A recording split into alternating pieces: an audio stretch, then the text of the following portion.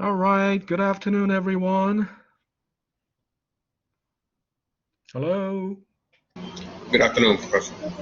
Yeah, hi, good afternoon. Good Thank you for the afternoon, Profession. How are you? Good afternoon, Isara. How are you? Well, thank you We're for the good. confirmation. Thank you.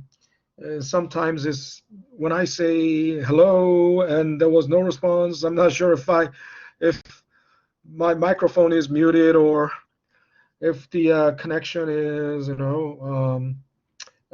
there was a problem with the connection or something. But when I hear any response from you, then I know, oh, that's a confirmation that my connection is fine, my microphone is okay, etc., etc. All righty. So I see. Let's see how many. I At least 15 people, right? 15 people are here, and then in the discussion board, let me. So please don't forget to sign into discussion board because this is your um, physical record, physical proof of your attendance. So this is your sign-in sheet. Okay, I see total of 15 people. I mean, excluding myself. So the numbers match, on both discussion board and the collaborate. So so finally, open market operation. We need to talk about really, we need to nail down open market operation today because that's the gist of the monetary policy. As I said, Federal Reserve is the monetary authority, so they set the interest rate, but it's not by any decree, right? It's not like let the rate be 5% from tomorrow. No. Instead, they work through the market system. They work through the market mechanism, and that's the beauty of the market system. Nobody uh, nobody with authority um, tells you, what to do, but instead, through the market mechanism, everything is automatically adjusted or recalibrated, or through a market mechanism. So I already talked about bond yesterday, and also types of bond, and by maturity, by the issuer, right, and by whether they pay interest or not,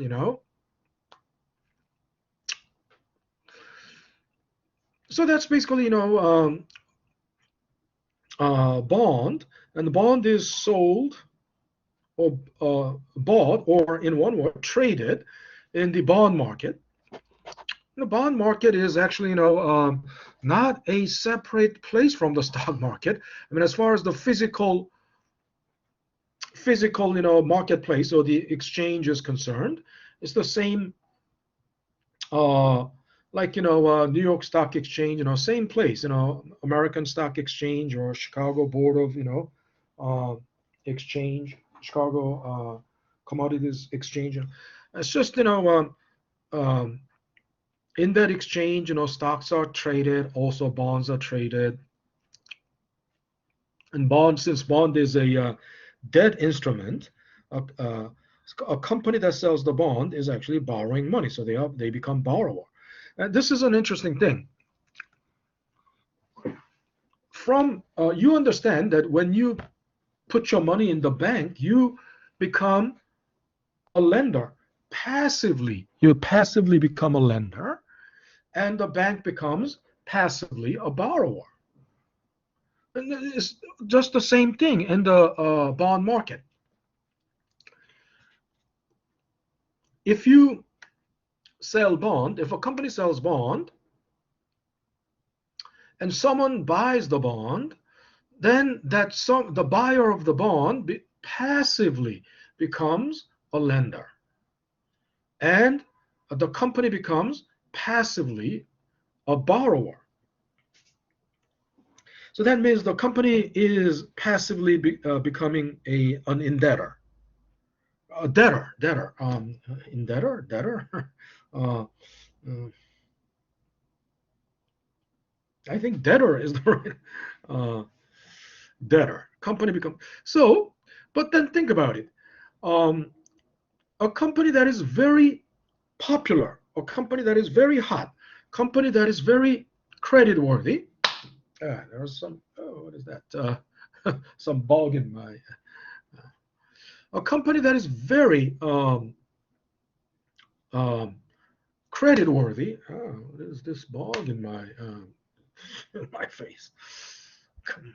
Oh, I'm sorry about that. There's a something like a, what is this?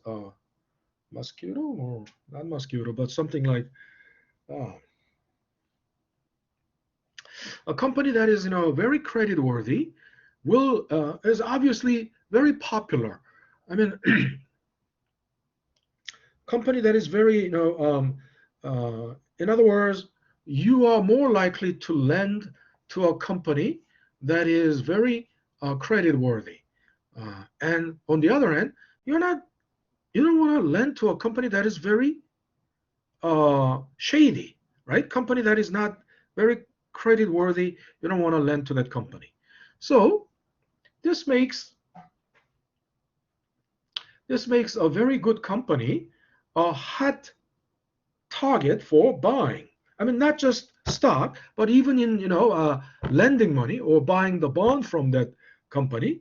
A good company becomes a popular borrower. Does that make sense? So, um, if your company is not a very good company, the bond won't sell well, just for the same reason as the stocks of such a company won't sell well. And if you think of, and if you understand that, you would understand this. Now you can analyze this statement. Very common statement that something that they like to really, the outspoken, um, like Republican commentators or Republican side, or um, uh,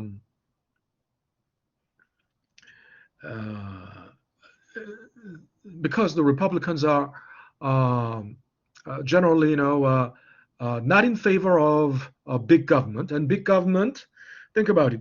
Big government means what? Big government means big government spending, and big government spending inevitably entails debt, right? Because the government, to have a big government budget, of course, the source of the government budget is the tax revenue, isn't that right?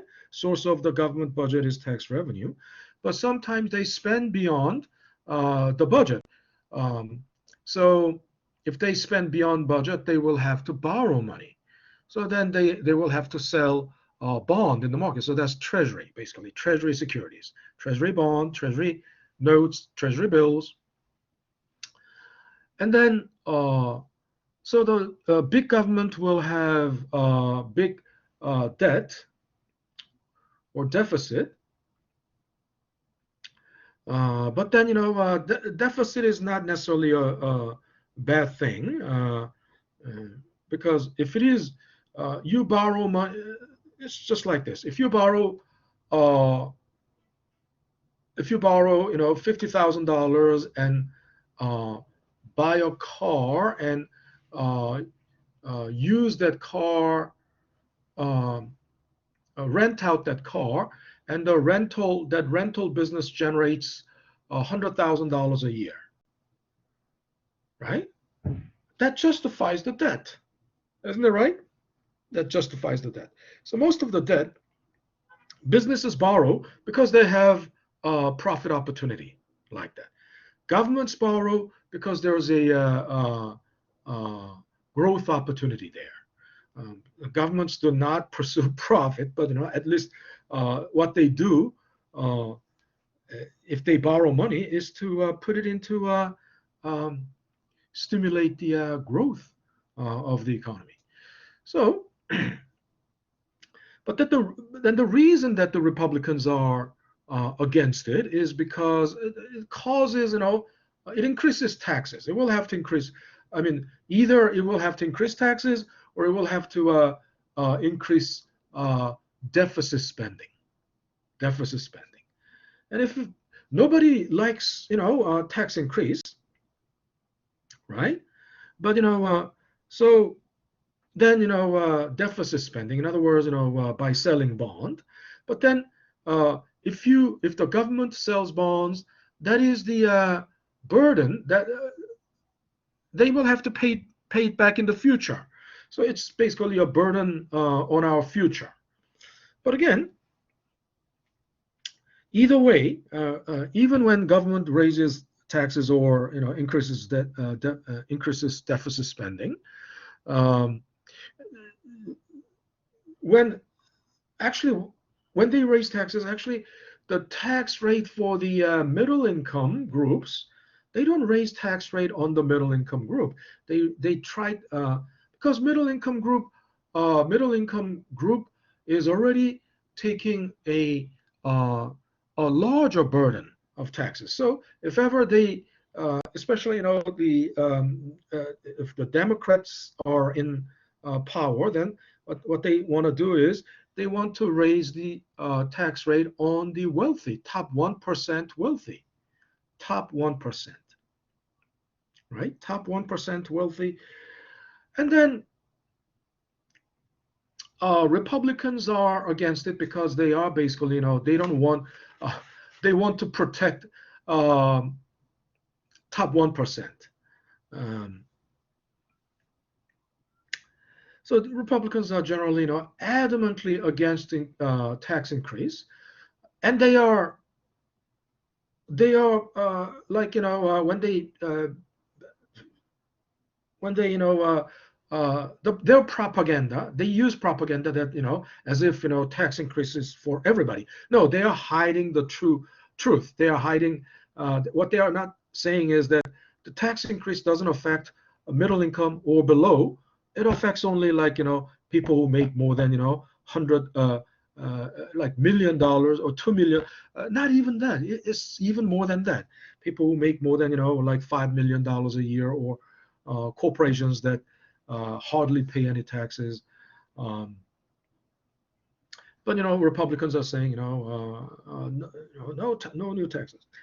And they are always saying, the reason I brought this up was they're always saying, don't you know U.S. is the biggest debtor in the world? Don't you know U.S. is the biggest debtor nation in the world? The U.S. debt, national debt, is the biggest in the world.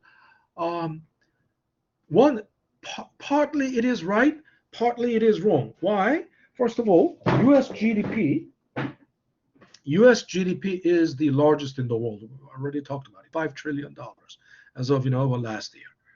$25 trillion. Second largest economy is China as a country, but our second largest economy as an economic unit or group is European Union. Okay.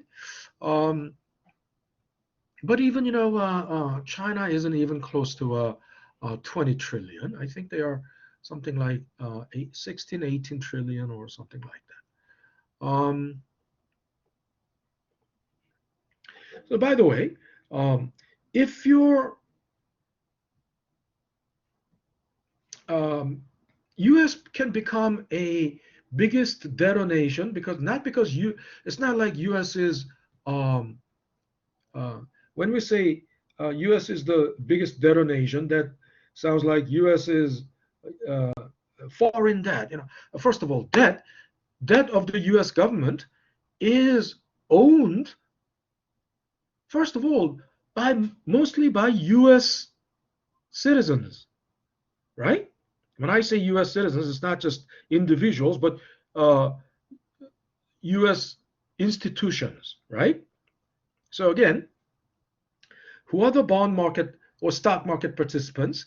It's open to, I said, it's open to anybody. Anybody means domestic or foreign, or individuals or institutions, institutional investors, right? So the biggest debt holder of the U.S. Are basically U.S. domestic investors, like U.S. citizens and U.S.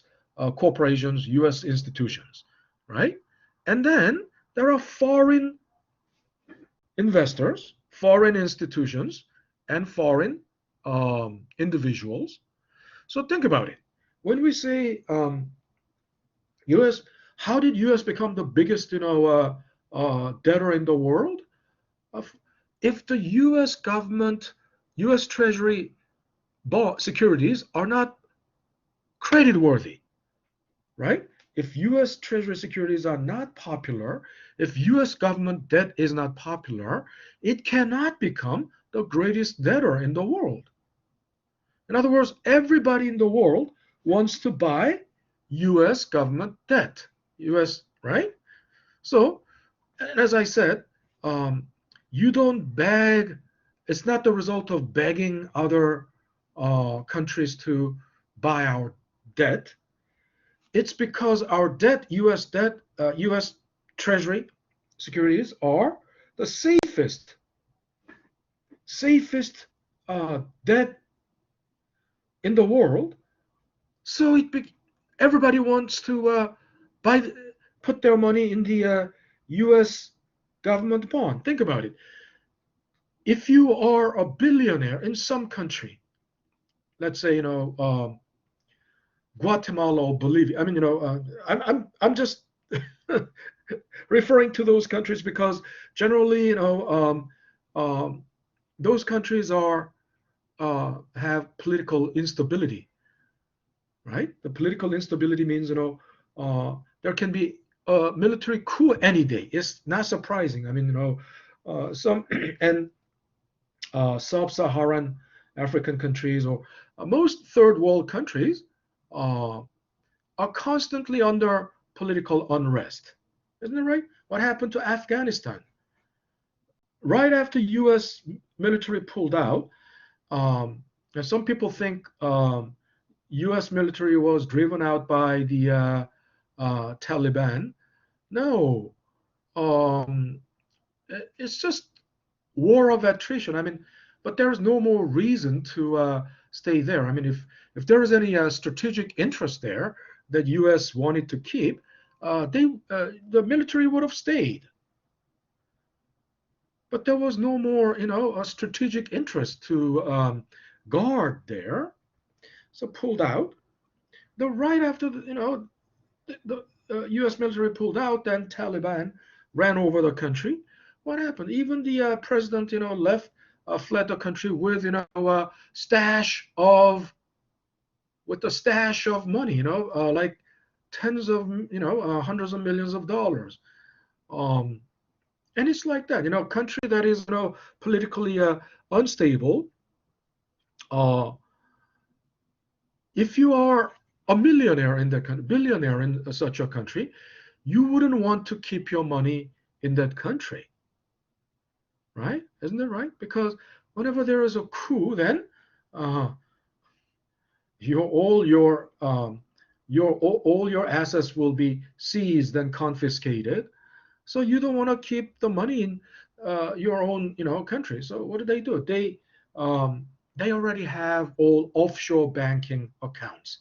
The rich people in those third world countries, generally poor countries, but with political instability, they already have offshore banking accounts, Swiss accounts, or in the Caribbean islands, or through their offshore banking accounts, they put their money into the U.S. Treasury. Why? Because U.S. Treasury is very safe and it pays interest, right? Although it may not be a very high interest, but at least you're not gonna lose your money. So think about it. U.S. Treasury becomes a very popular, very hot target for holding. So at the end of the day, every wealthy people in the world, wealthy corporations, they all have to find a way, find where to park their money. And where do they park their money? In the U.S., right? And U.S. Treasury securities. So then, what does that mean? When they buy our debt, then when they buy U.S. debt, U.S. government becomes passively a debtor, right? Makes sense? Nobody will buy the debt of a country that is not safe, and that is not politically stable, and that is not economically growing, right?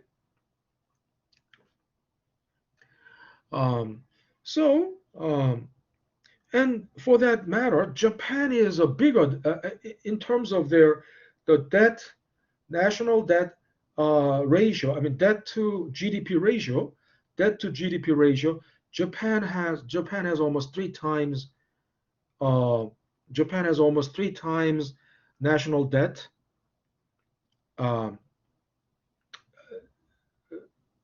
Compared to that of their GDP. Why? You might wonder. Isn't Japan a well? Japan is not as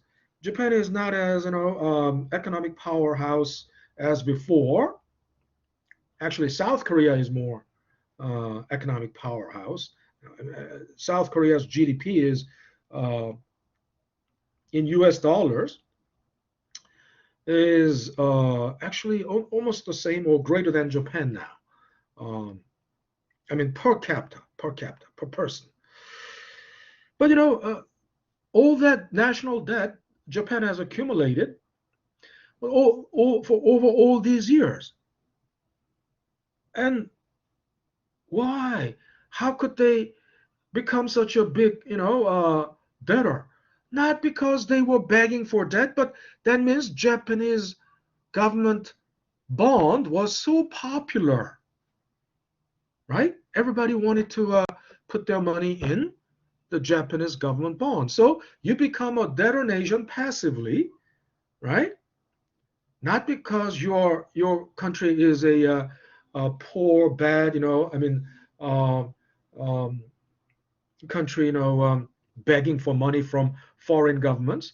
Not because of that, because your government is so credit worthy, right? Your economy is growing, stable growth, and your political system is stable. That's why they put their money. That's why you become the biggest, debtor nation in the world, right? That's something you have to understand. So again, back to so in the bond market, when the Federal Reserve wants to raise the interest rate or lower interest rate, what goes through let's take a look at the mechanism. First of all, you know what is a zero coupon bond? I explained this yesterday. U.S. savings bond, it is usually called U.S. savings bond, okay, which is a zero coupon bond, 30 years to maturity.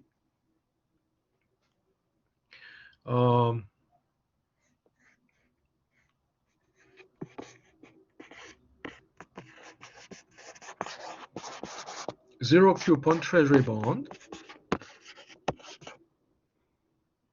with uppercase T means maturity, 30 years to maturity. And I told you yesterday, they sell, most of the time they sell at 50% of their par value. The par value of the bond, also called the maturity value, that's what, how much it sells in maturity, also called face value, right? Also called redemption value. It goes by many different names, which is $1,000, right?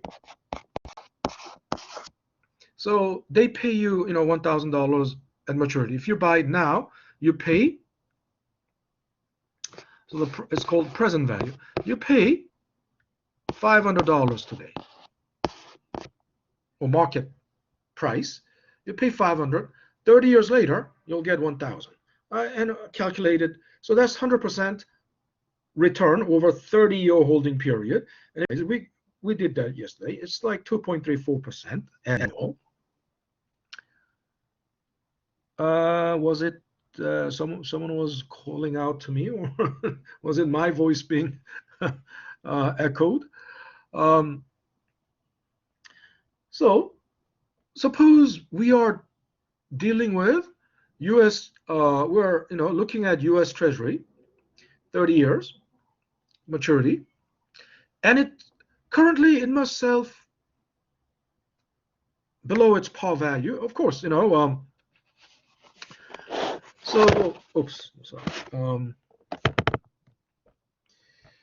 So P sub T, okay, P subscript T, that's the price of the Treasury. Okay, selling price of the Treasury. That must be less than its face value of 1,000. Yeah, I told you if it would sell like for about $500. So this difference is the difference between the face value and the selling price is called bond discount, because that much is discounted. But it's also capital gains, isn't that right? From your point of view, the difference between the price you pay and the price you receive, selling price that you will receive in the future, that difference is called what? Capital gains, isn't that right? That's the capital gains. And if you divide that capital gains by the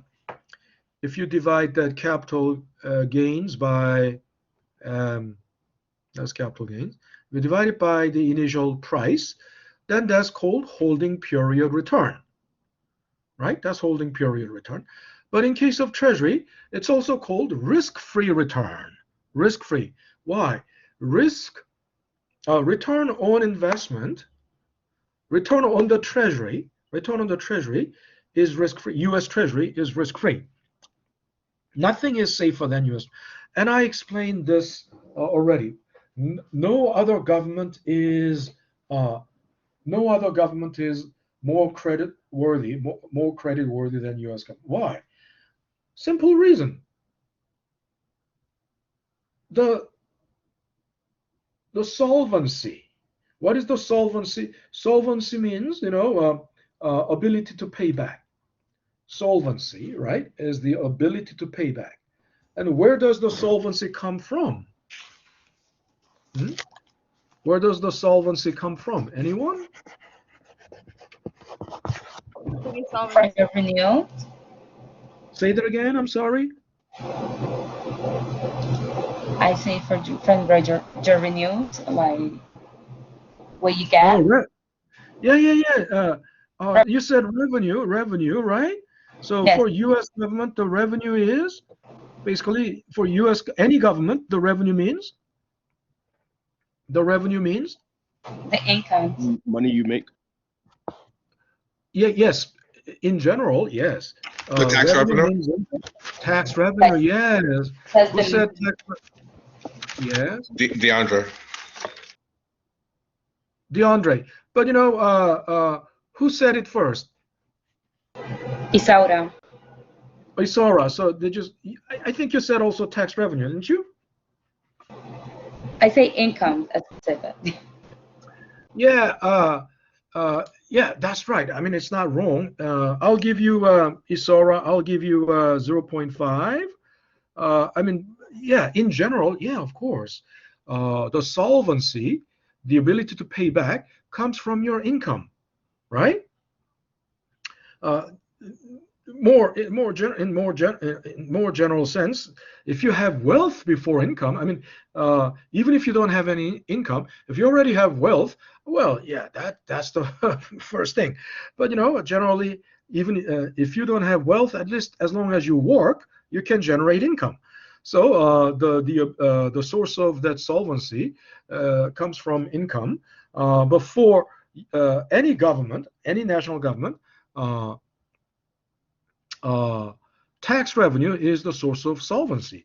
And who said tax revenue? DeAndre? Is that right? Yes. Yes. Okay. So DeAndre, I will give you 1 point for that. So think about it. And the tax revenue is basically some percentage of the national income. Isn't that right?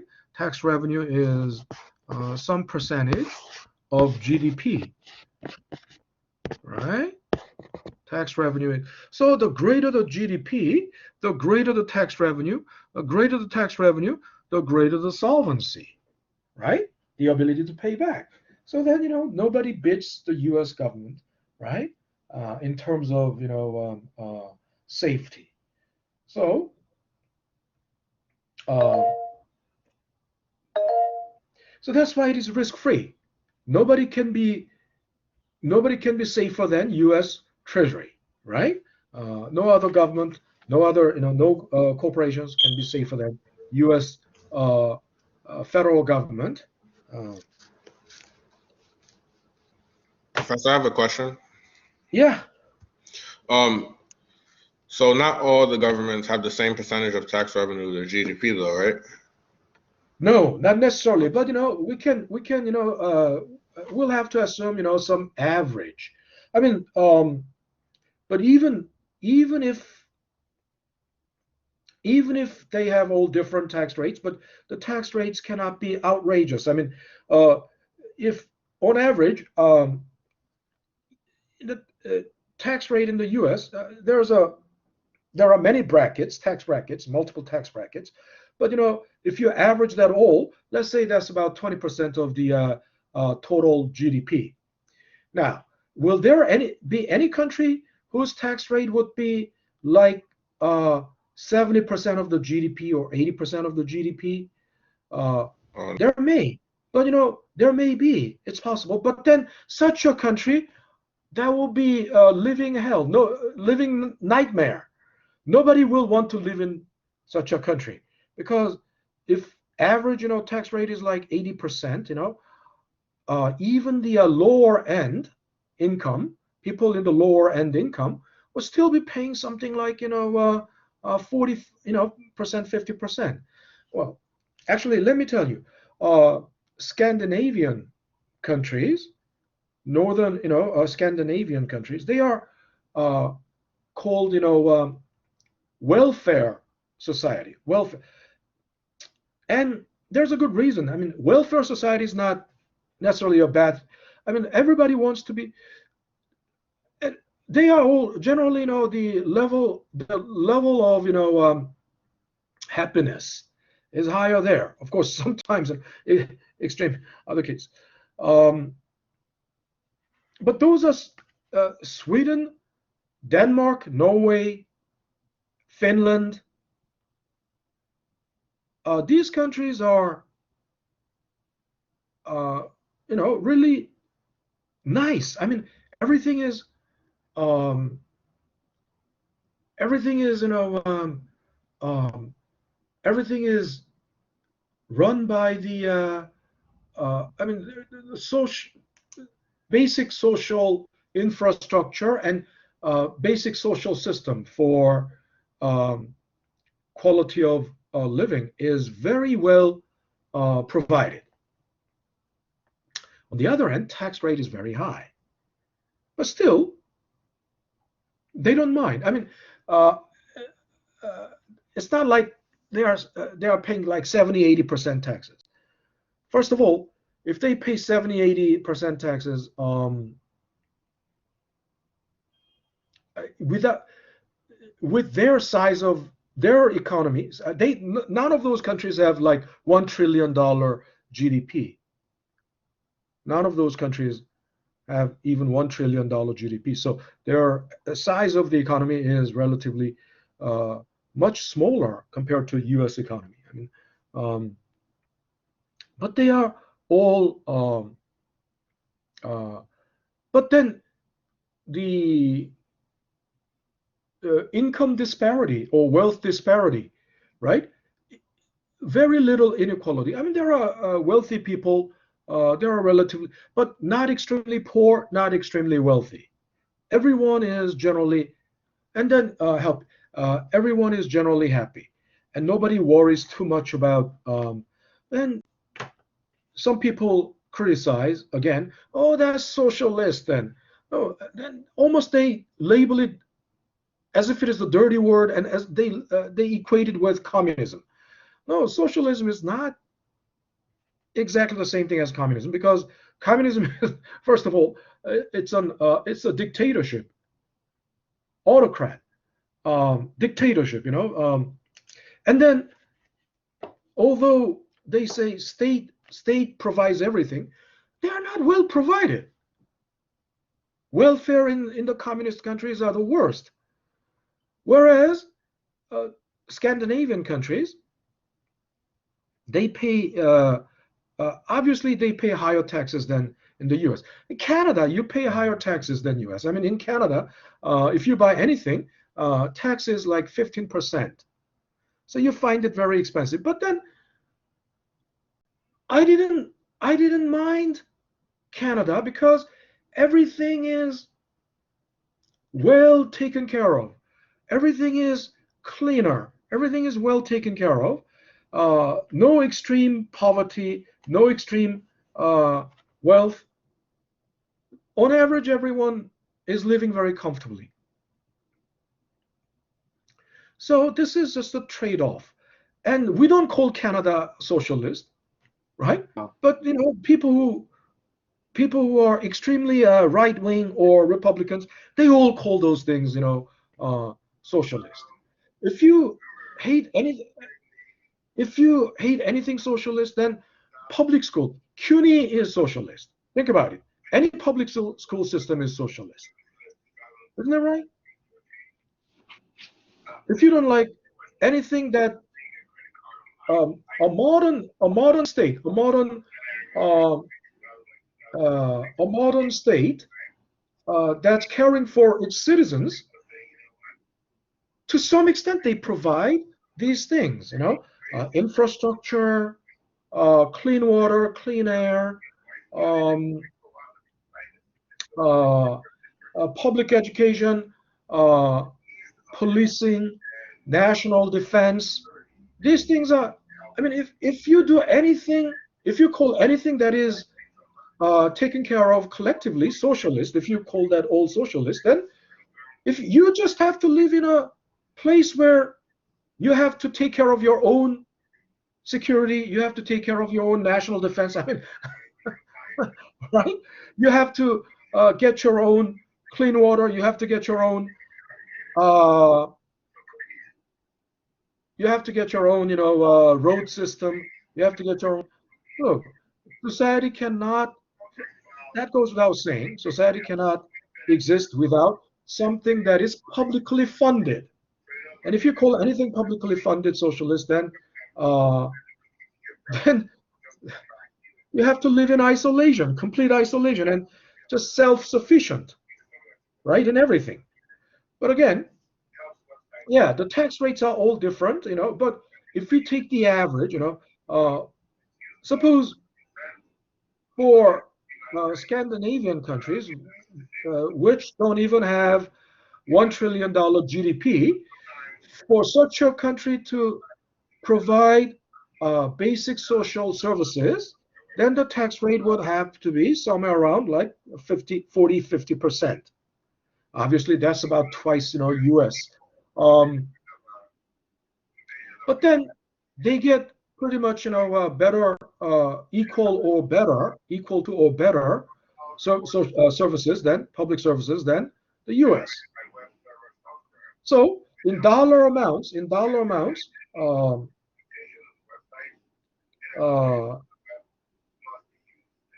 would be, it cannot be as much as, US in dollar amounts, but in percentage, yeah. But on average, let's say on average, still, average or not, tax revenue is certain percentage of their national income. If their tax rate is higher, but their GDP is lower, with a smaller GDP to provide quality public services, then the tax rate will have to be higher, right? Now, so, okay, that's too much of, I already, so think about it.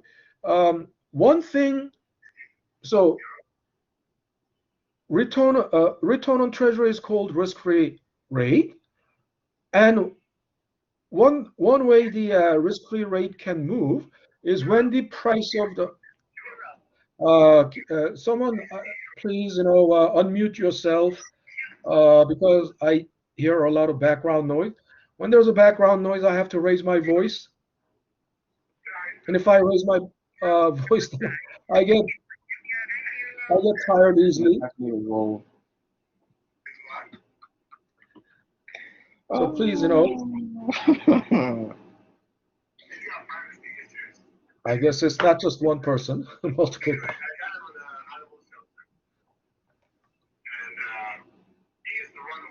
Please, Donald, your microphone is on. Donald? Okay, thank you. So where was I? So for the risk-free return to change, then the selling price of the bond will have to change. Now, think about it. I told you currently, U.S. savings bond sells for $500, and if the selling price goes down to $400, the return will go up. Why? Think about it. When this goes down, the numerator will be bigger. Isn't that right? And some people have a hard time understanding this, but why? Because face value is fixed. It's $1,000, right? So whatever makes from that, if selling price goes up, then the whole numerator gets smaller. If the whole numerator gets smaller, the whole fraction gets smaller. Whole fraction gets bigger, right? Because the numerator gets bigger, whole fraction gets bigger. So the return will be bigger. Okay. So let me. So everyone is clear about that. Think about it. Risk-free return is face value of the bond, which is always $1,000, so it's fixed, minus the selling price over selling price. Then think about it. This goes down, that also means this goes down, right? Then what happens to the whole, what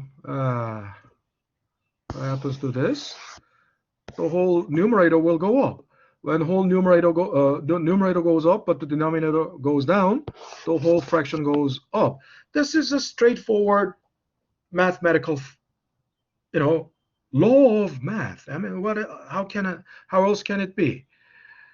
So, so then, if the risk-free return goes up, all other bonds must pay at, now think about it, U.S. Treasury, U.S. federal government, which is the safest borrower and the biggest borrower in the world, the safest and the biggest borrower in the world, is paying higher return, then all other borrowers will have to pay higher return. That would be at least equal to the risk-free return or greater, right? So interest rate goes up in general, right? And also the banks also realign their rates, right, to compete with the bond market. Because think about it, if it is more expensive to borrow from the bank, then every company will go to the bond market to borrow, right? So it's basically a competition, So overall interest rate will go up. So think about it. How does the price of the treasury go down? Well, think about it. If price goes down if there is more supply, right? Price goes down if there's more supply. When the demand is relatively steady or fixed, but if the no. And we all understand it's not a difficult thing. It's a simple, straightforward, right? The price quantity, demand, supply.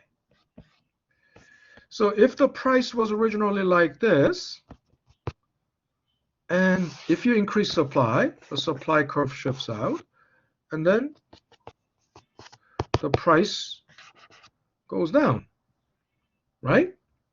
So I told you also the interest rate is a kind of price for borrowing money, So if Federal Reserve sells more treasury securities, right? More treasury securities, it increases the supply. When the supply is increased, the price of the treasury will have to go down, right? And if the price of the treasury goes down, return goes up, risk-free return goes up, and the overall interest rate in the economy goes up, right? And if interest rate goes up, we all know it becomes more difficult to borrow, so money supply goes down, right? We already understand the inverse relationship between, now in economics, there are so many inverse relationships. And if you intuitively or even logically understand what inverse relationship means, you will understand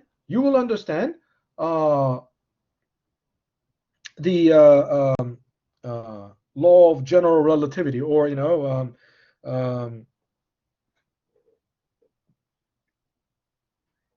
Einstein's law of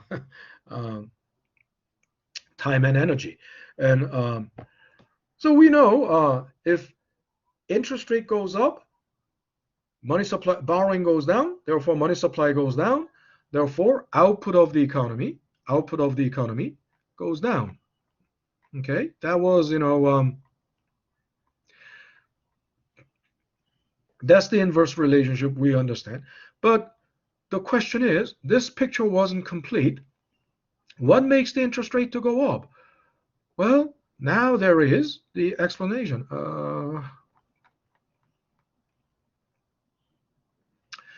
When there is more, supply of treasury securities, right?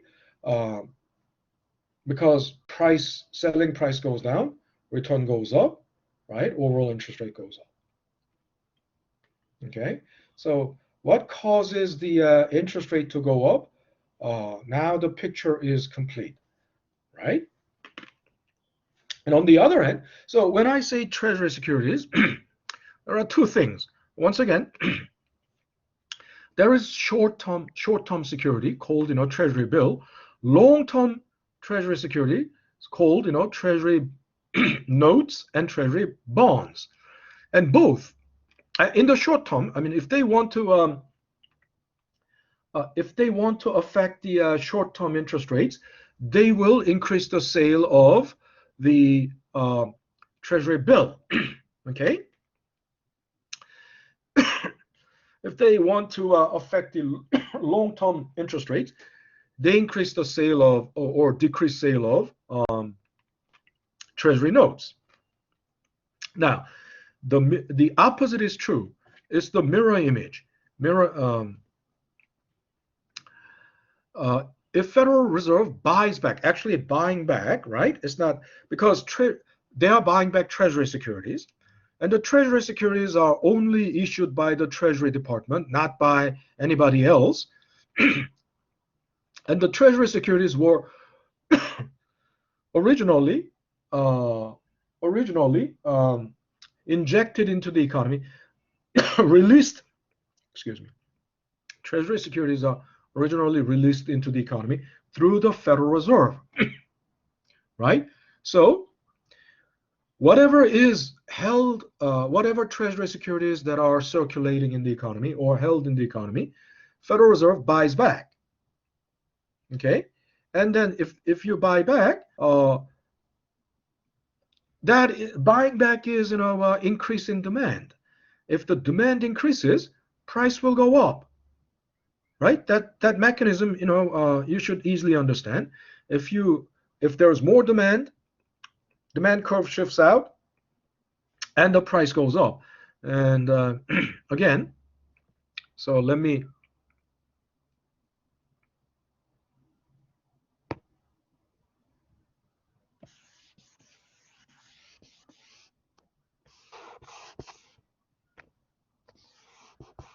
oh, I see. I lift the finger. If I lift the finger, then it goes back to right. So I shouldn't lift the finger. Okay, so think about it. Then if the demand D prime demand shifts out, that means this is a strong demand, then of course we all understand, right? Price goes up from P0 to P1. This is basically interest rate, right? Strong demand pushes up the price. So if the price is pushed up, then again, mathematically, think about it. Mathematically, numerator gets smaller. Numerator gets smaller, and the denominator gets bigger. Smaller numerator divided by bigger denominator, the whole fraction becomes smaller, right? That's not a difficult thing to understand.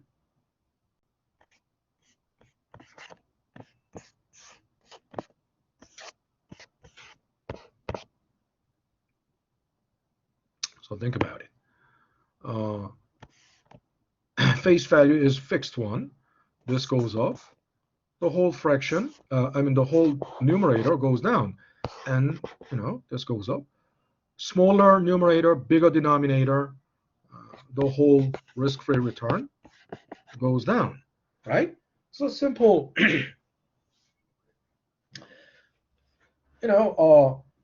so the inverse relationship, I've been telling you, the inverse relationship is a key to understanding everything.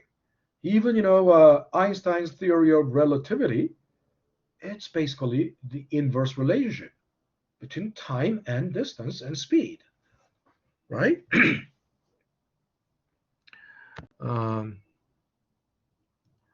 So think about it. When Federal Reserve, if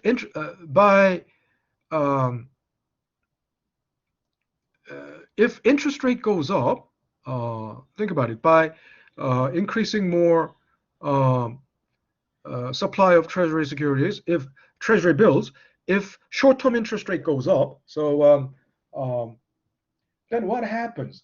If short-term interest rate goes up, then federal funds market rate also has to go up. I told you, I said overall interest rate goes up. So if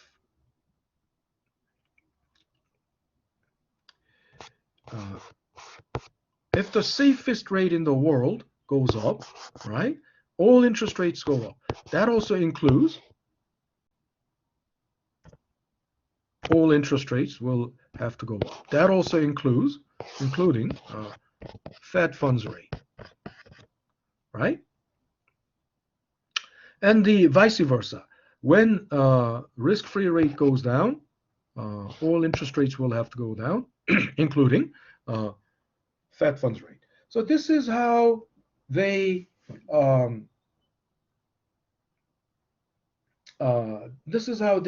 change the Fed funds rate. This is how they affect the Fed funds rate. It's not like again, it's not like Jerome Powell stands in front of the podium and in a press conference,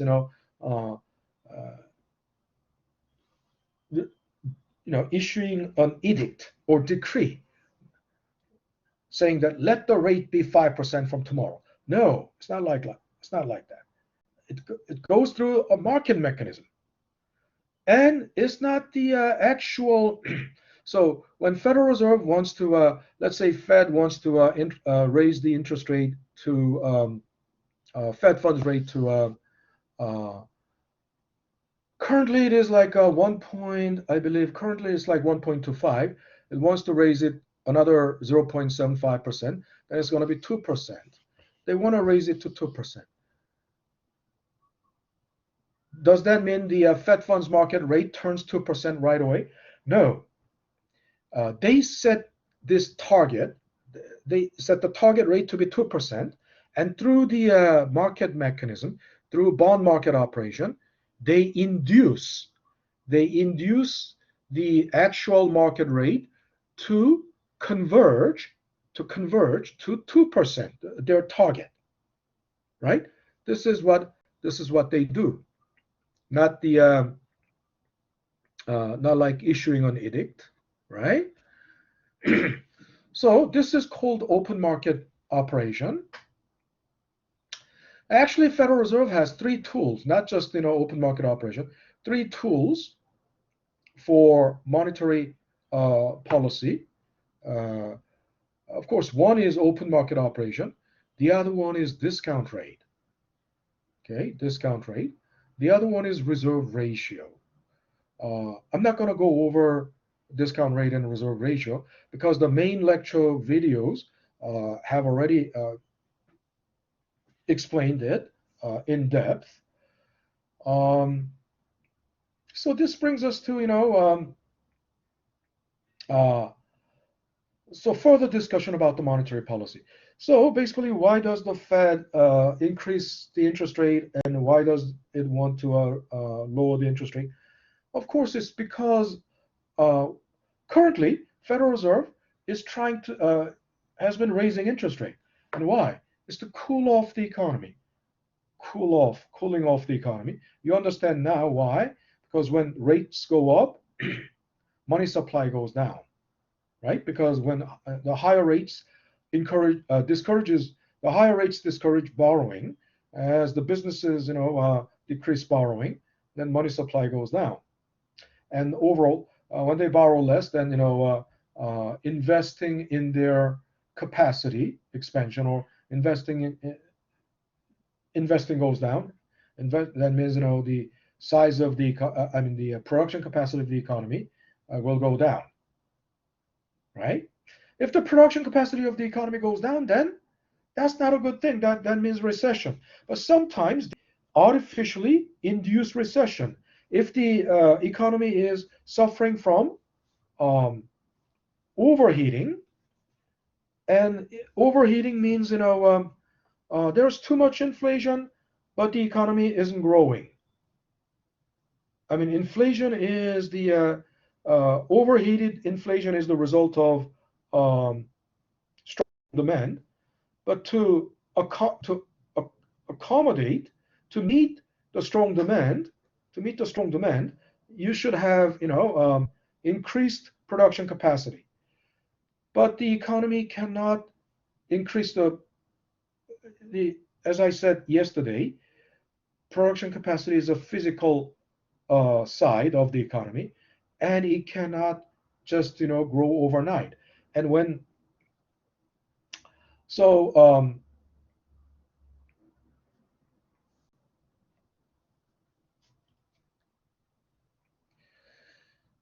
so when the economy is overheated, they try to cool off the economy by raising interest rate. But if you do it too much, then the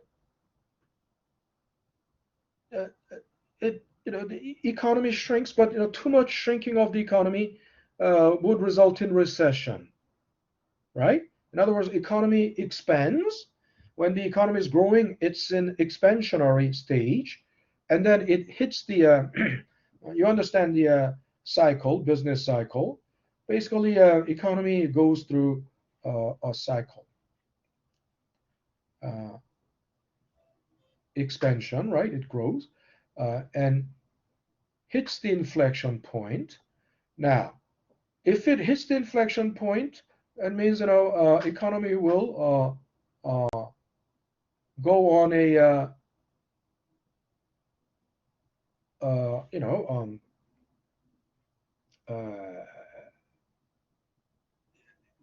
what do you call it?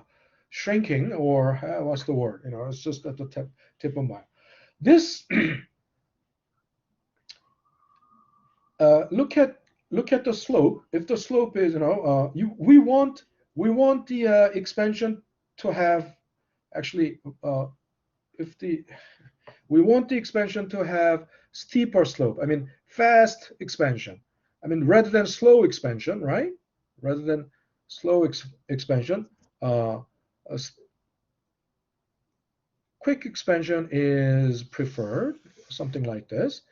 And if the expansion is like this, it will take very, very, very, very, very long time to. But if the and after hitting the peak,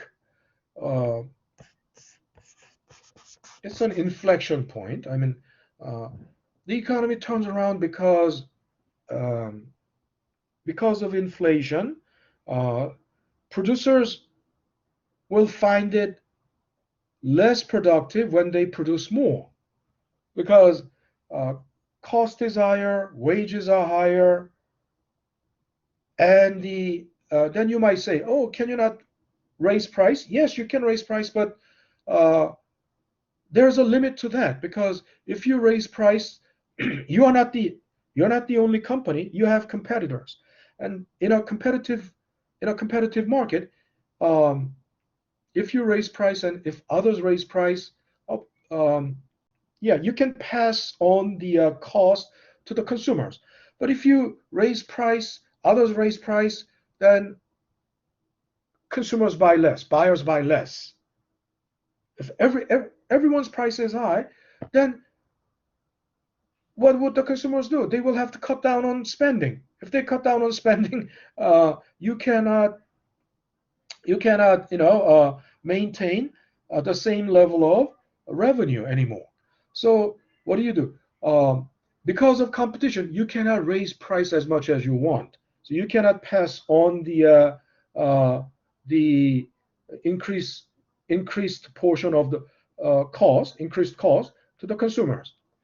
And if the market is more competitive, so you cannot. So when the profit margin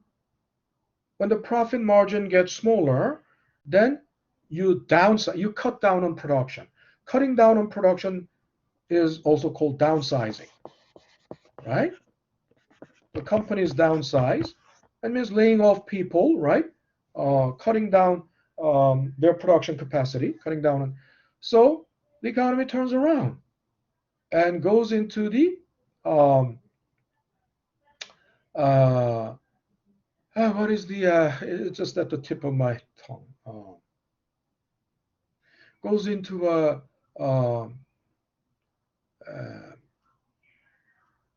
down, goes into a slowdown, right?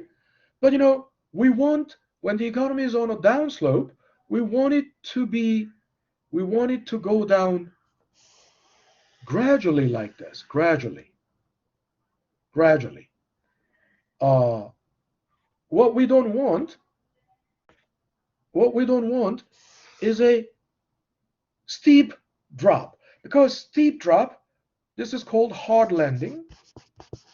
Just like a plane, hard landing, it causes a huge shock to the economy. Why? Hard landing means, and hitting the bottom, that's called, recession.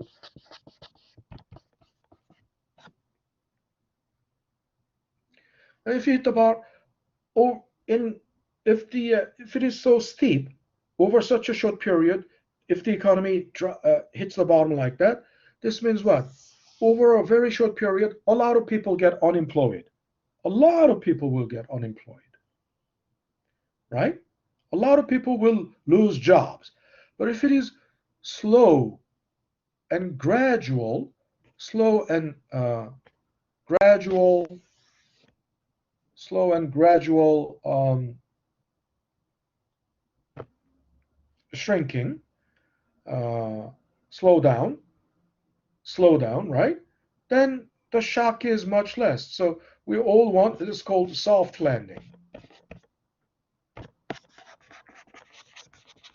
Soft landing. So because the short-term inflation has been very high this year, Federal Reserve needs to induce slowing down of the economy. The Federal Reserve. So they raise the interest, but they need to be very careful. If they raise interest rate by 1% this time, tomorrow we will know. Tomorrow is 27th. We will know what they will do. If they raise it by big step, like 1%, it might cause hard landing like this. If they raise it only by like 0.5%, it would induce soft landing, right? So that's monetary policy, right?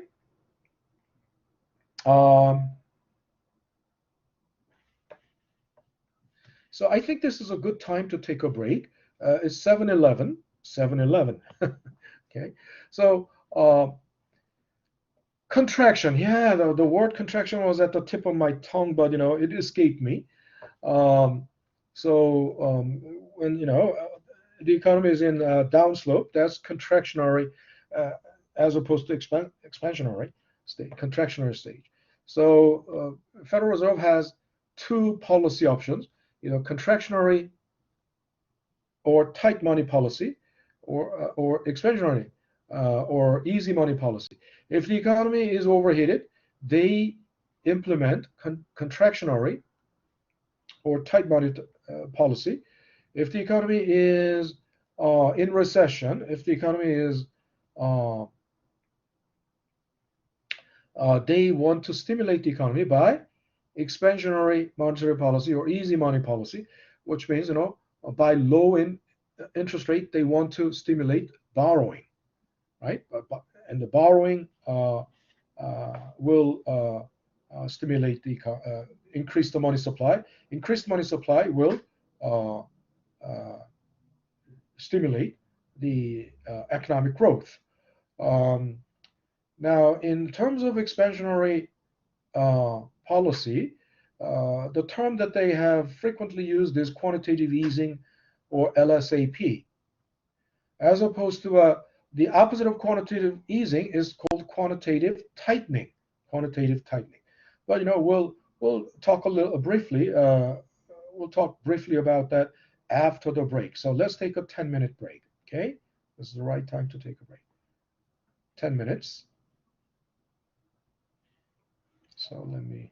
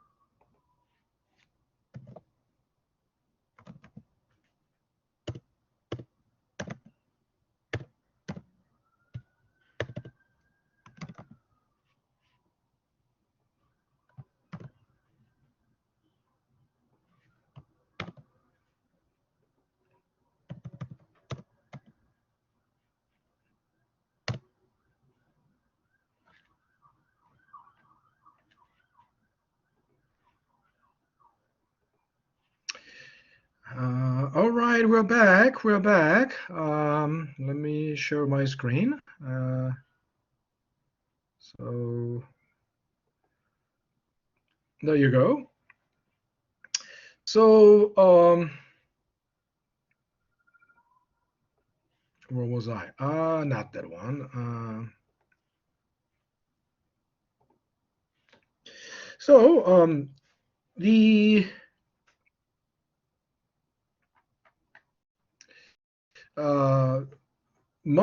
quantitative easing was the term that was very often used, especially right after 2008 financial crisis. Right after 2008 financial crisis, what happened was, and at the time too, the goal is to avoid recession. So what do they have to do? They will have to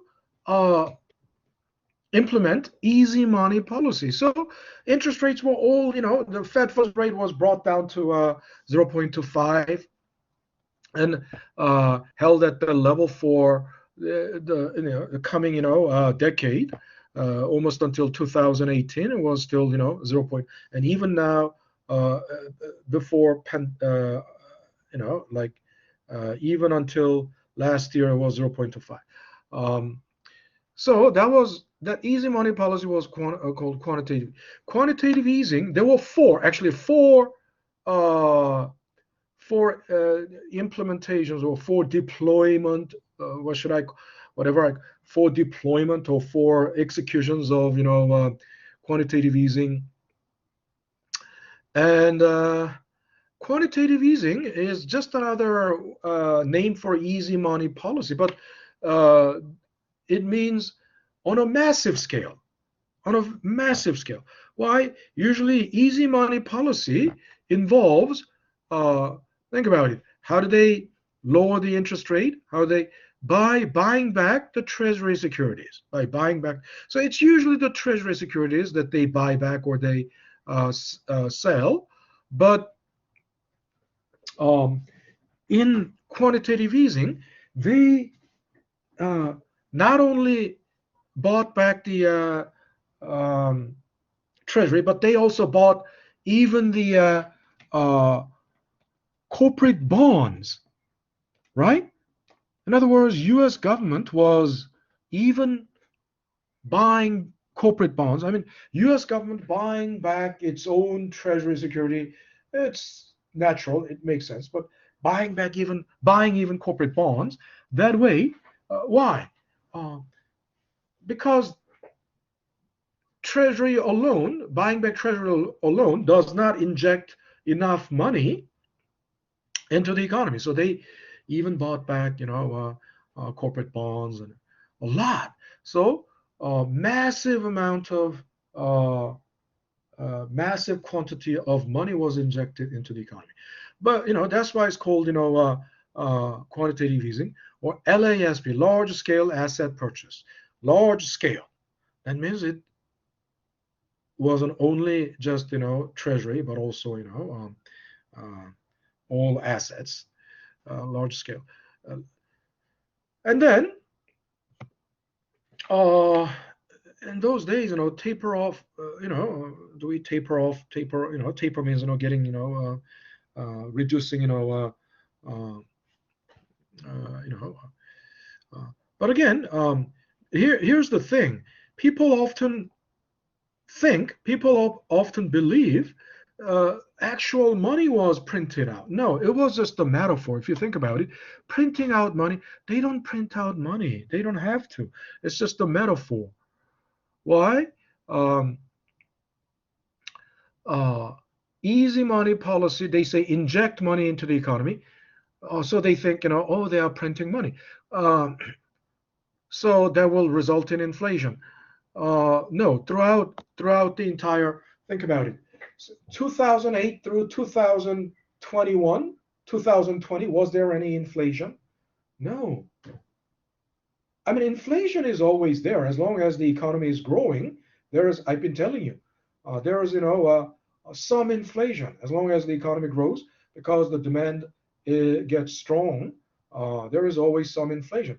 but a moderate level of inflation, like 2%, 3%, is just a companion of sign of growth, sign of growing economy. However, so the those who were anti-Republican, anti Democrat administration. Of course, during it's Obama administration, all those years, Obama administration. So those Republicans who were like bad to the bone, right? Or just criticizing, just saying, president has little to do with economic policy. That's the ignorance. The president of the economy is Jerome Powell, the chair of the Federal Reserve. And when gas price soared, a lot of what should I say, naive or ignorant Republicans, Trump supporters, they all Biden is to blame. Biden is to blame. Why is the gas price so high? Why is Biden has nothing to do with gas price. But the same thing happened during the Obama administration. They all criticized, with this massive, quantitative easing, they print out money like, a flood. They print out money like, flood. Soon the economy will be inundated with money, and then will be in inflation. Did inflation ever happen? Accelerate. As I said, inflation is always there, in a growing economy. But moderate inflation is a good thing. It's a sign of a strong economy. Accelerated inflation, high inflation is a bad. But was there any high inflation during the Obama administration? No. Economy was good. Slow recovery, and the slow recovery was happened throughout almost over 10-year period, 10-year decade, 1 decade, almost. Just like during the Clinton administration. During the Clinton administration, economy really grew a lot, and then during the Obama administration, economy grew at a moderate level, but it grew significantly. We didn't have any inflation. We didn't have any recession. We had, just slow but steady recovery, and the expansion over, expansion over 10 years, elongated expansion. And but the Republicans all just criticized, Obama, But again, printing money, that's only a metaphor. They don't print money. No. They may, to some extent, they may print some money, right? But they don't have to, in an expansionary monetary policy, they don't have to actually print money. They don't have to actually print currency. What they can do is, it's all what they call balance sheet operation. Balance sheet. What does that mean? Balance sheet operation. It simply means everything between the Federal Reserve and the commercial bank. There is constantly, they adjust the balance sheet. So if you owe money, you don't have to pay. Now you show that. Let's say if I owe $10,000 to Bank A, Bank A doesn't have to actually transfer money to me. Think about it. You get a loan. Suppose you get a loan. You get a $10,000 loan. How do you know that you have you received $10,000 from the loan from the bank? How do you know? Anybody?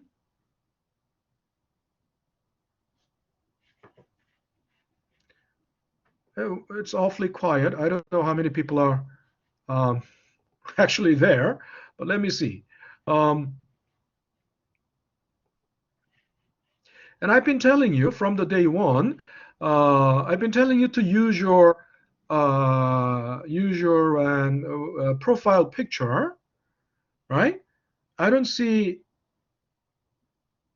only a few, and more than half don't have profile picture. So please, at least, if you don't want to turn on the camera, at least use profile picture. Okay? Did you hear me? And Andreas, yeah, Elena, please use your profile picture. It's not a difficult thing. You click on this gear icon, and then you can upload your profile picture there. So please do that. Okay. So now, I'm asking you a question. If you got a $10,000 loan from a bank, how do you know that you got that loan? How do you know you got that $10,000? When you get When you get transferred to your account? Yes. Who said that? Who said that? it's out and Isao, right? Okay. yeah. I'll give you 0.5. I'll give you 0. I'll give you 0. So when you get okay,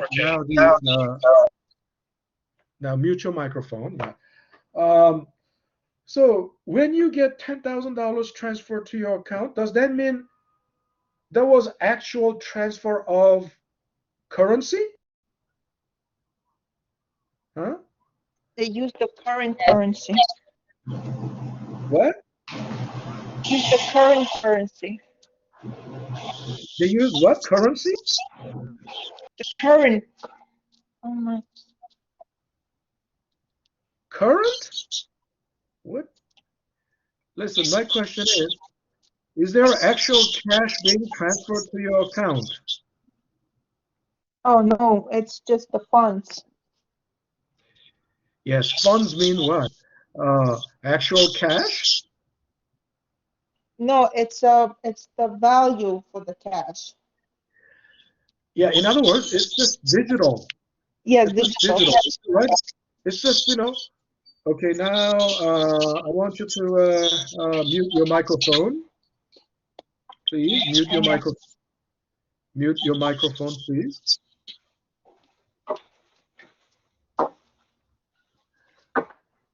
Elena, please mute your microphone. I don't know if I can do it from my end.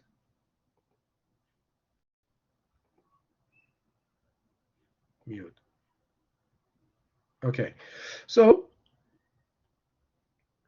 yeah, in the old days, when you get a loan, you receive a check. You received a check in the old days. That was in the old days, like 1980s, prior to 1980s. These days, if you receive a loan, the fund is automatically transferred to your account, but that doesn't mean you have cash in your account.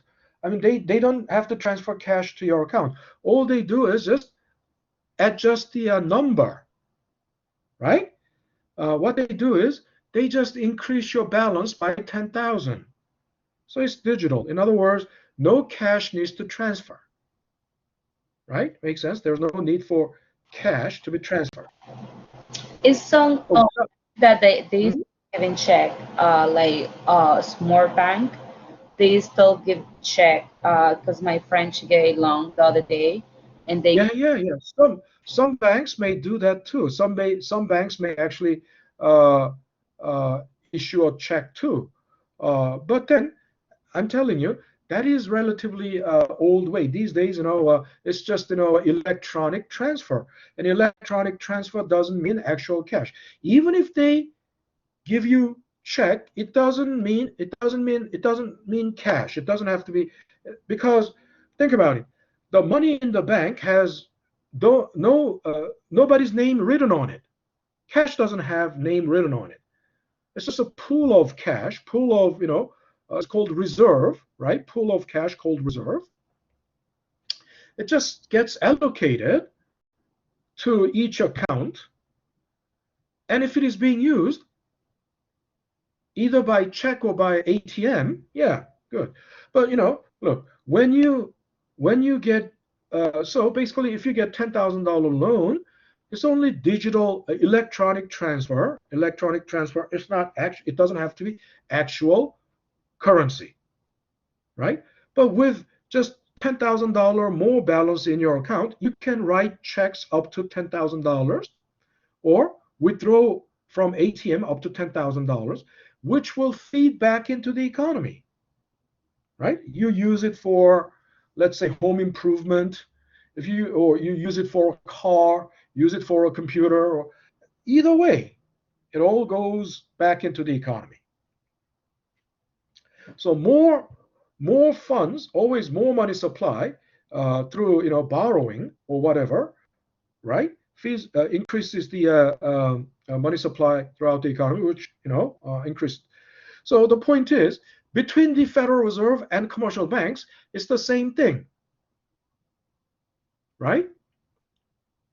If the Federal Reserve buys, $10 million worth of treasury securities from a commercial bank used to hold, let's say, because I'm talking about quantitative easing or expansionary monetary policy. I'm telling you, they don't actually print money. What they do is just make that adjustment between their accounts. Federal Reserve buys, T-bills, buys back, right? $10 million worth of T-bills they buy back from commercial bank.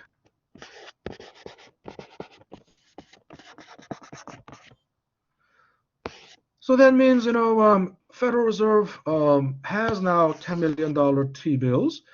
They no longer have $10 million T-bills. Their T-bills go down. Commercial bank, T-bills go down. Federal Reserve, T-bills go up by 10 million. But then that creates an obligation to pay, which is called liability. That creates $10 million liability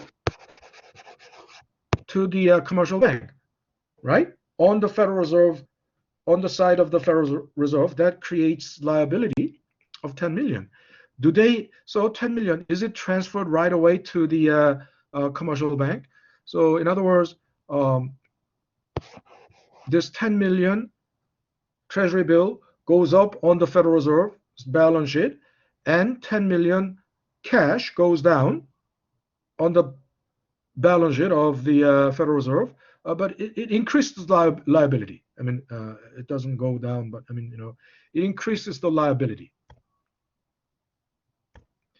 In other words, the obligation to pay. It creates an obligation to pay. So that increase, when Treasury bill moves from commercial bank to the Federal Reserve, their commercial bank's T-bill balance goes down by 10 million, but it increases their assets. It increases their assets by 10 million. In other words, they don't have 10 million in cash, but it's just electronic transfer, or they just on their balance sheet, Federal Reserve, on the side of the Federal Reserve, 10 million is liability of 10 million is created. On commercial bank, assets of 10 million is created. Without even any cash, that means commercial bank now can make the loan, new loan up to $10 million. Again, making a new loan means, injecting money supply of 10 million into the economy. once again, they didn't have to. In other words, without printing any money, it's just the balance sheet operation, right? By adjusting the balance sheet, a commercial bank having increased asset increased by 10 million, they are able to create loans up to 10 million. And again, when you receive a loan of 10,000 from the bank, you don't need to see the cash in your account. When your balance is increased by 10K through electronic transfer, without any cash, you can already write checks up to 10,000. You can also withdraw from ATM up to 10,000, right? It's that thing. That's how it works. So printing, whether they print money or not, it's irrelevant, because even if they don't print money, that's no money needs to be printed. Anyway,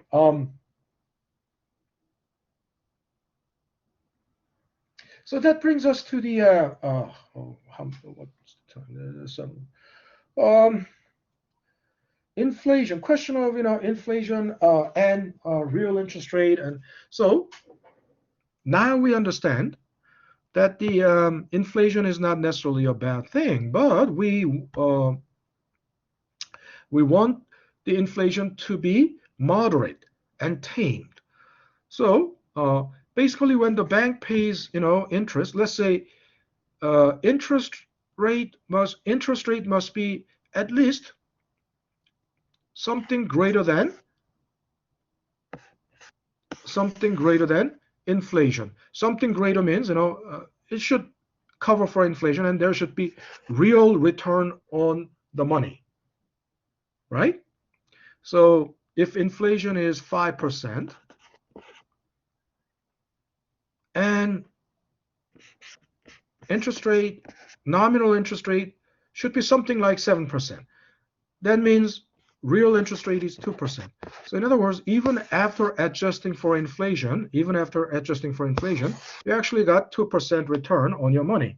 So this is the concept between nominal interest rate and real interest rate. So when we real interest rate can be expressed as nominal interest rate minus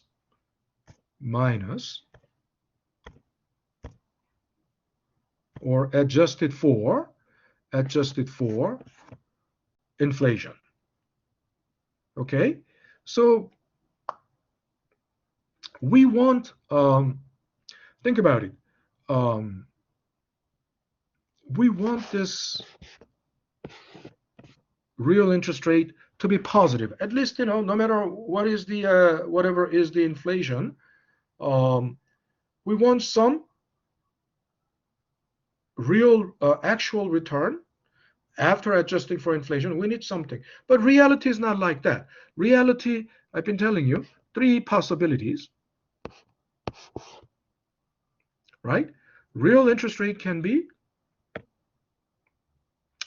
positive or 0 or negative.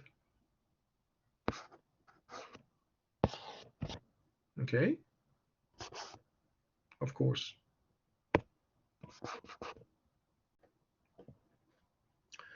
Now, if real interest rate is negative, it sounds like a bad thing.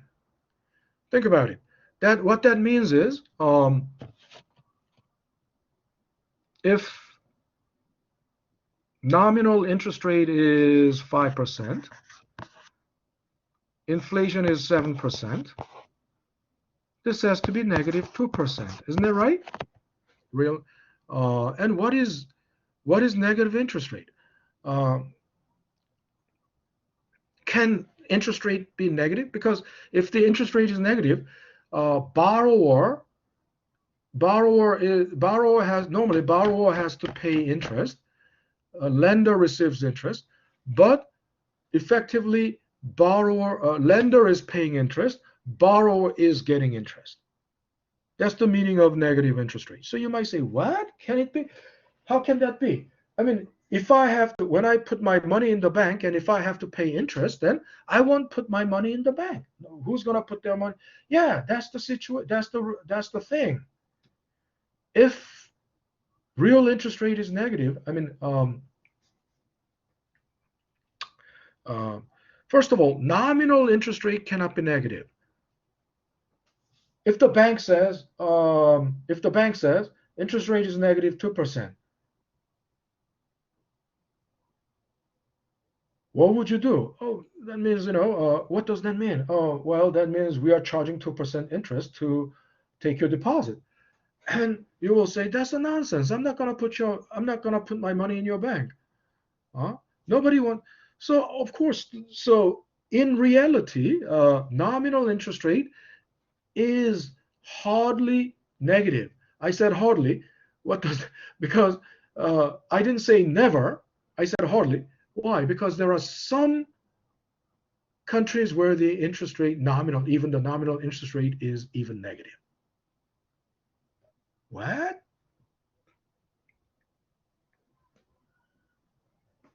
Now, Japan did that, and Sweden did that. I mean, even for Sweden, I guess in 2020 or 2021, they did that. But an interesting thing. But it's not that it's not that unusual. I mean, a very close example. You all know what Swiss banks are like. You understand? What are the Swiss banks famous for? What are the Swiss banks famous for? Anyone? Is it a place where people put their money, like offshore? I use that as offshore accounts. What account? What did you offer? What account? Is it known for being used as an offshore account? Yeah, offshore account. Yes, you're right. Who was that?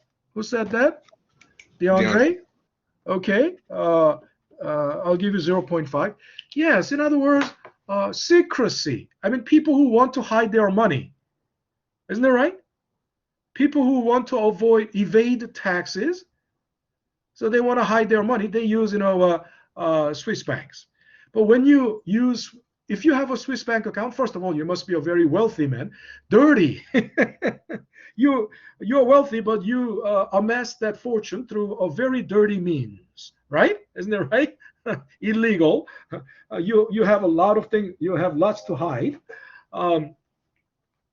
But then, so when you put your money in a Swiss bank account, do you pay? Do you expect any interest being paid on your money, on your deposit? What do you think? They put their money in the Swiss bank account to earn interest? No. No. Actually, they put their money by paying interest. Isn't that right? They have Yeah. to pay fee, right? To protect their secrecy, right? So that's a negative interest. If you think about it, it's a negative interest, right? Instead of lender getting interest, lender pays interest. That's negative interest. So in reality, negative nominal interest rate is rare, but negative real interest rate is possible. Yes, negative real interest rate is possible because the bank, you put $10,000 in the bank. The bank promised, so you put $10,000 in the bank, your principal,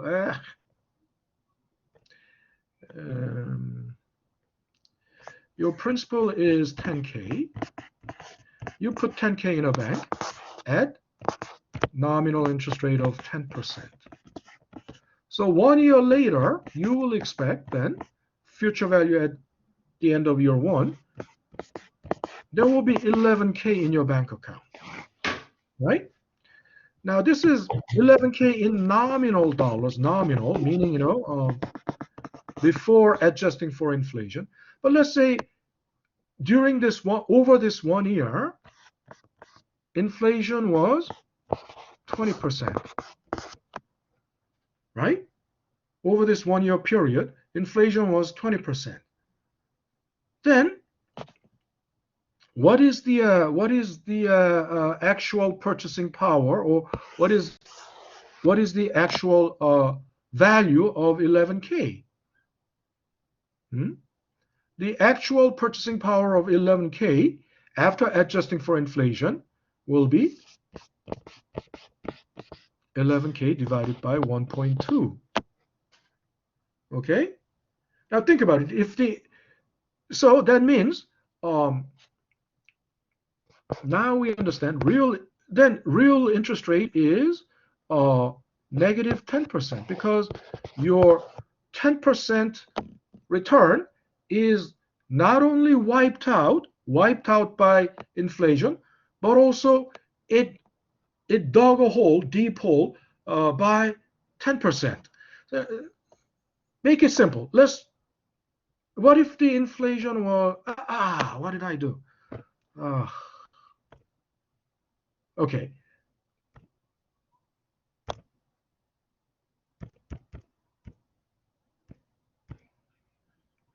What if inflation was 10%?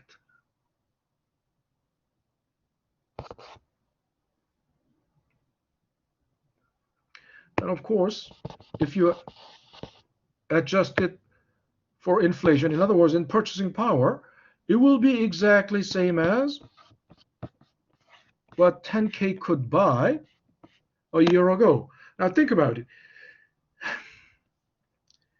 If interest rate is 10%, 1 year later you will have 11K in your bank account. But if there has been 10% inflation, that 10% inflation exactly canceled out. It exactly canceled out. What's going on? It canceled out exactly, right? That interest. So then, although nominally you have $11,000 in your bank account, the purchasing power of 11K is just the same as the 10K, purchasing power of 10K a year ago. Why? Think of it this way. With 10% inflation, everything is 10% more expensive. Make sense? So if a bottle of Coke a year ago was $1, with 1 year later, with 10% inflation, what should be the price of a bottle of Coke now? Anyone? $1.10. $1.10, yes. And who was this? DeAndre. So you got another 0.5. Yes, $1.10. So think about it. With 11K, how many bottles of Coke can you buy? With 11K, how many bottles of Coke can you buy?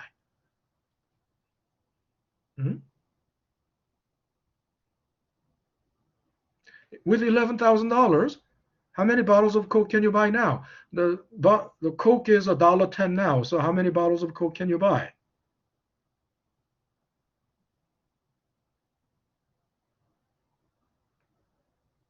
But this is arithmetic, simple arithmetics. You can't do that. Is it 10K? 10K, yes. Who is this? Mei Chen. Mei Chen. Okay. Mei. Yeah. I'll give you 1 for that. Yes, of course. You divide 11K by 1.1, you'll get 10K. 10,000 bottles of Coke. But 1 year ago, when the price of Coke was $1, with 10K, how many bottles of Coke did you buy? A year ago, with 10K, 11,000. No, you had 10K a year ago. Right. With 10, a year ago, you had 10K, and the bottle of Coke was $1. So how many bottles? 10,000. 10K.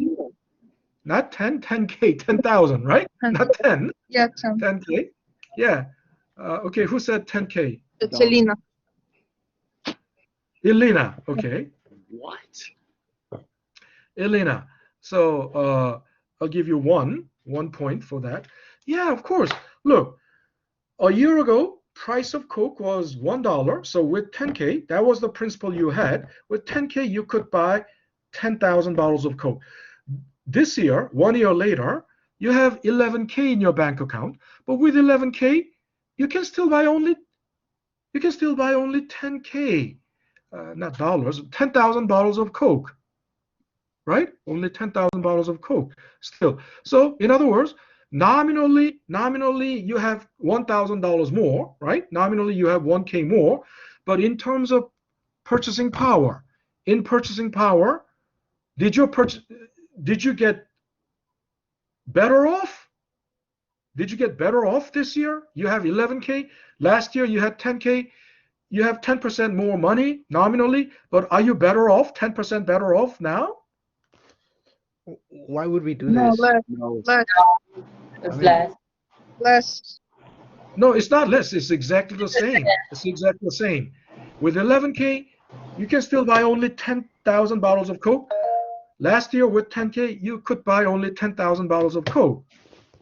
So in other words, nominally, the dollar amount has increased by 10%, but in purchasing power, it remained is still the same. Why? Because 10% inflation wiped out. 10% inflation wiped out that 10% interest. Make sense?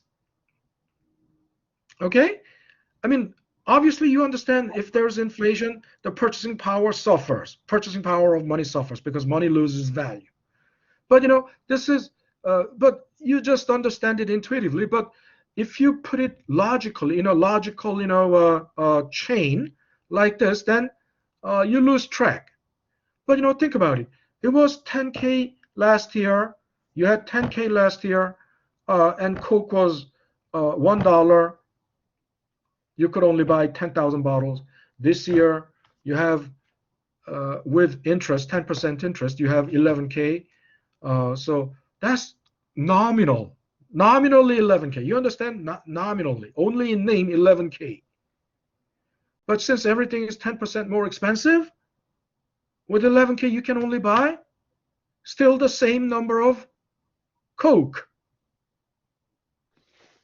Right?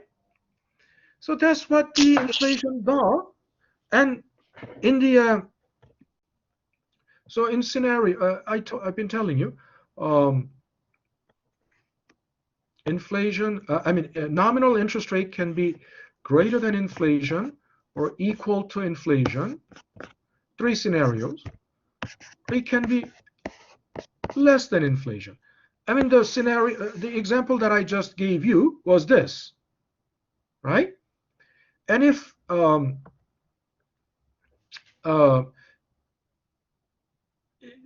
inflation is greater than nominal interest rate, then that means real interest rate is negative. And you might think if real interest rate is negative, that must be a bad thing. No, not necessarily.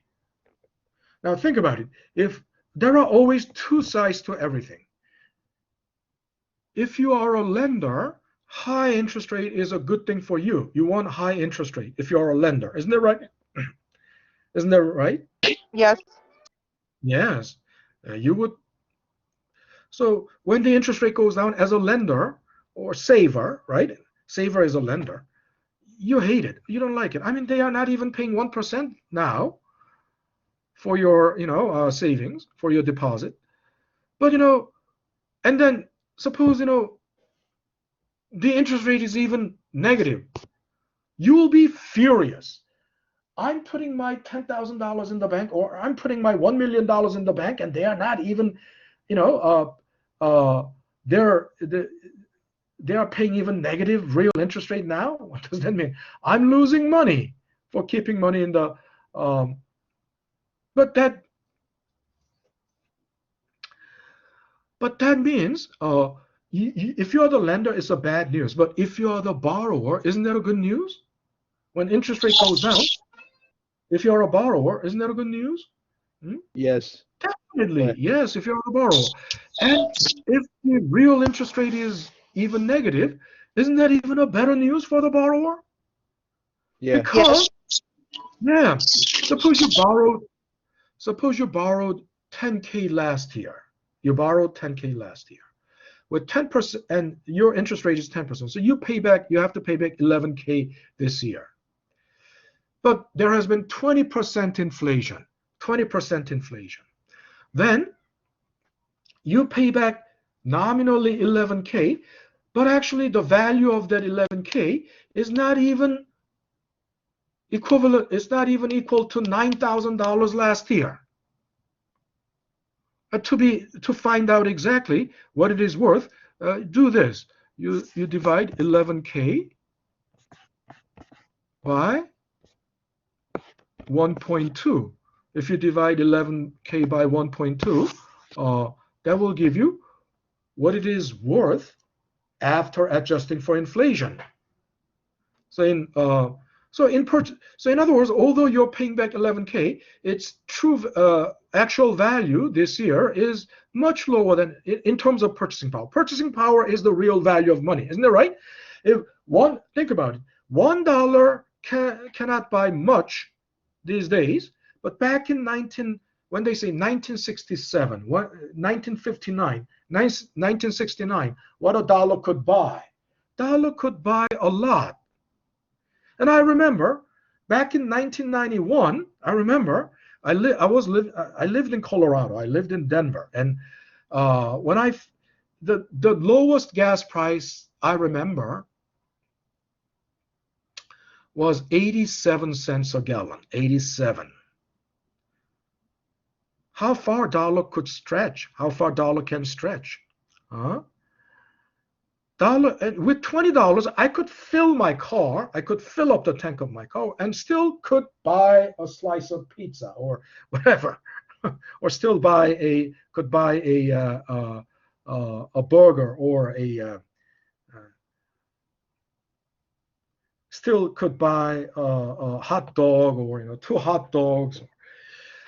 Look, so the value of money is basically the purchasing power. And if the purchasing power, if you lose purchasing power due to inflation, right? And but if you're the borrower, put yourself in the borrower position. This is a good news. You're paying much less. Your burden of paying back is much lower. So think about it. When the economy is in recession, now we are at the other end. The economy is overheated, so they have to slow down the economy. So they are, raising interest rate. But if you're at the other end of the economy, right, to prevent recession, they have to lower the interest rate. Sometimes lower the interest rate, nominal interest rate, so far below even the inflation, which creates negative real interest rate. And when real interest rate is negative, actually borrowing will increase. Isn't that right? Borrowing, they all learn, oh, this is a time to borrow. The money is so cheap to borrow. Now, think about it. If the money is cheap to borrow, that is basically the signal. That's the sign of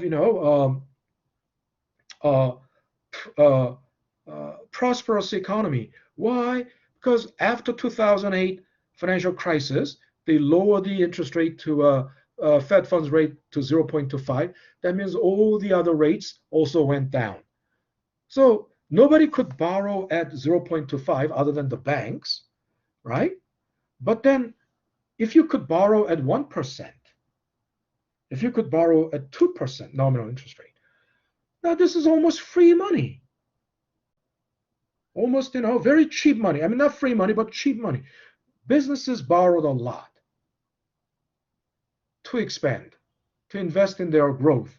Of course, this didn't happen just overnight, but over long extended period of 10 years. So the economy was pulled out of recession, right? Business borrowing is that important. So this is why, real interest rate matters, right? And then, so here, The structure of the oh, I wanted to bring this to an end today, but I guess I couldn't. But if you look at, you think it's simply nominal interest rate is real interest rate plus inflation, but actually there's more. Inflation is one risk. Think about it. Inflation is one risk. It's called, a systemic risk. Why? Because it's coming from the macroeconomic system, right? Inflation. But other than that, there are three other risks.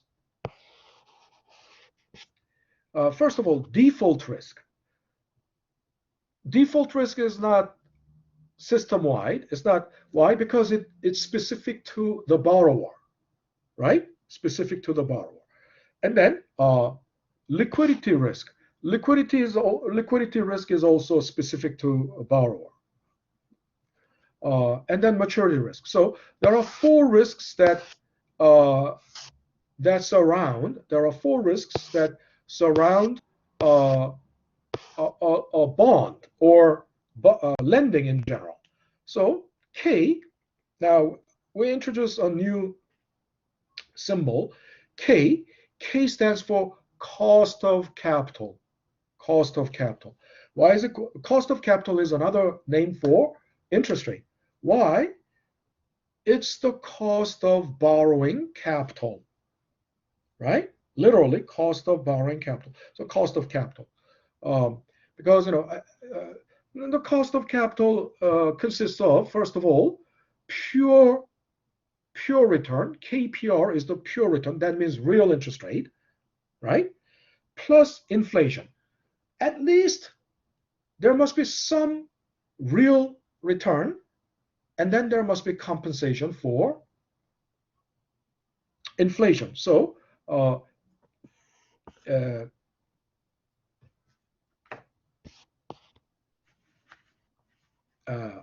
pure return plus inflation adjustment or inflation premium, that's called base rate.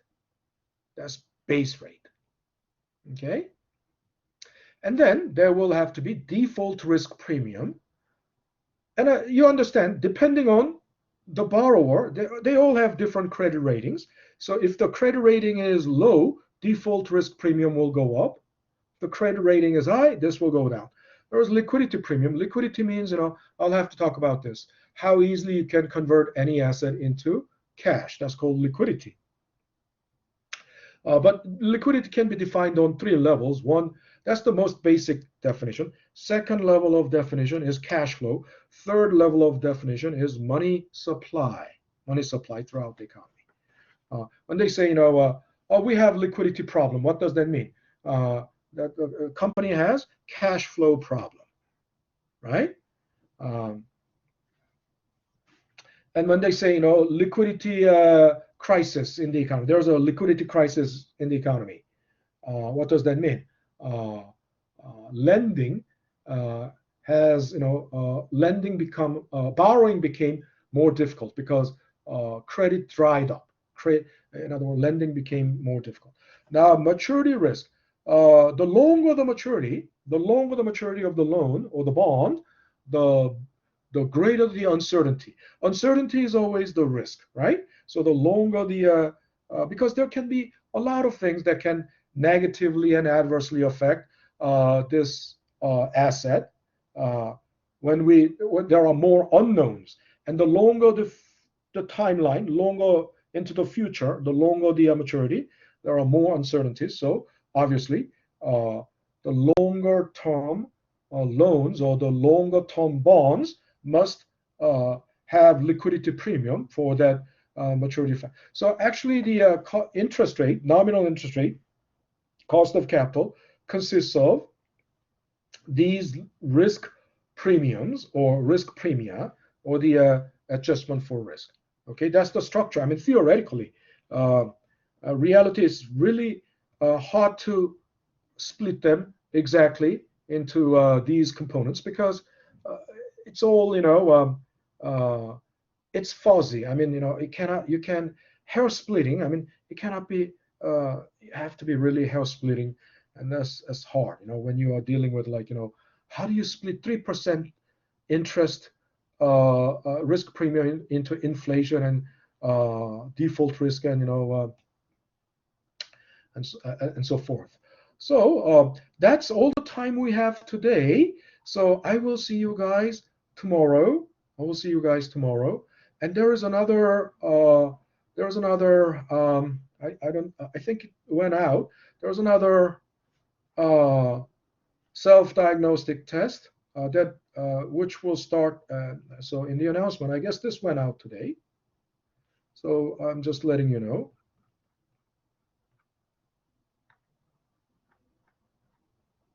ROI practice and self-diagnostic test. It's gonna start, 12 a.m. tomorrow. And then ends on Thursday. You have 180 minutes to do it. Two-day window.